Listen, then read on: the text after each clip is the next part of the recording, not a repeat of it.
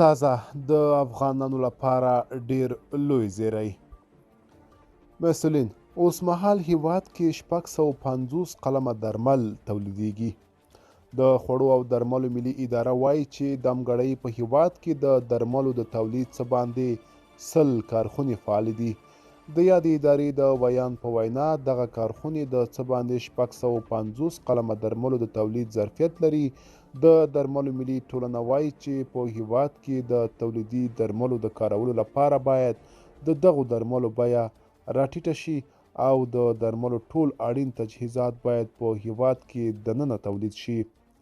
ورته مهال د درملو د تولید کارخونو یو شمېر مسؤلین له سرپرست حکومته غواړي چې د درملو د تولید په برخه کې ځان بسیاینې ته د رسیدو لپاره دې په هیواد کې د درملو له قاچاق څخه مخنیوی وکړي.